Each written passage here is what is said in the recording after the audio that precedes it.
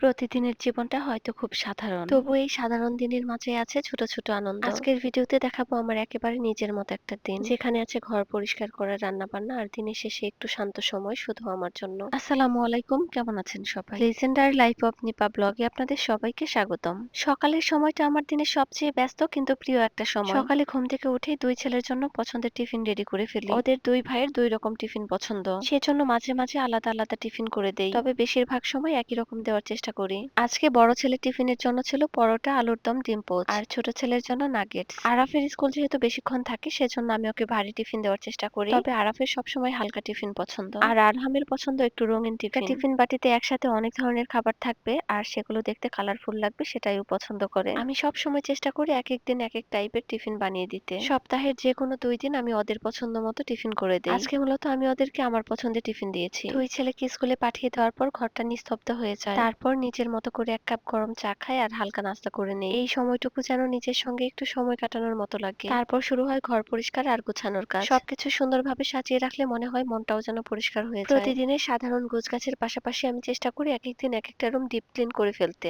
কখনো রান্নাঘর, কখনো ড্রয়িং রুম, আবার কখনো বাচ্চাদের ঘর। এভাবে এক এক দিন একটু একটু করে পরিষ্কার করলে ধুলোবালি জমে না আর ঘরও থাকে ঝকঝকে। আমি আমার ঘর সবসময় একাই গোছাই, তবে ঘর যেদিন পরিষ্কার করি সেদিন আমি আর খালা দুজন মিলে করি। এতে করে দুজনেরই কষ্ট কম হয় আর একসাথে কাজ করলে কাজও করা যায় খুব দ্রুত। ঘর পরিষ্কার করে গুছিয়ে আমি ফ্রেশ হয়ে রান্না করতে চলে এসেছি। ফ্রেশ হয়ে কিছুক্ষণ অবশ্য নিজের পেজের জন্য কাজ করেছি। ভিডিওর আইডিয়া লিখি, ভিডিও এডিটিং করি এবং বেশ কিছু কমেন্টের অ্যান্সার করি। আজকে আমি খুব মজার একটা জিনিস বানাচ্ছি, সেটা হচ্ছে চাল কুমড়োর পাতা দিয়ে বড়া। এটা বানানোর জন্য প্রথমে আমি চাল ডাল ব্লেন্ড করে নিয়েছি। এখানে দিয়েছি মসুরির ডাল এবং পোলাওর চাল, কিছু কাঁচামরিচ, পেঁয়াজ, রসুন সবকিছু দিয়ে ব্লেন্ড করে নিয়েছি। এরপর পাতাগুলো ধুয়ে পানি ঝরিয়ে সেগুলো মেখে নিচ্ছি। চাল ডালের মিশ্রণটা পাতলা করে লাগালে আমার কাছে বেশি ভালো লাগে, অনেক ক্রিস্পি হয় খেতে। এক পাশে আমি পাতার বড়াগুলো রেডি করছি, অন্য পাশে আমি এই মাছগুলো ভুনা করে নিলাম। গ্রাম থেকে আসার সময় অনেকগুলো মাছ দিয়েছে, সেগুলোই বেশ কিছুদিন এখন রান্না করা হবে, সেজন্য আমি প্রতিদিন রান্না করে ফেলি। চাল কুমড়োর পাতাগুলো আমি বাড়ি থেকে নিয়ে এসেছিলাম, সেটা দিয়েই বড়াগুলো তৈরি করছি। এটা বানানোর জন্য যে শুধু চাল কুমড়ার পাতাই লাগবে এমন না, এটা লাউ পাতা,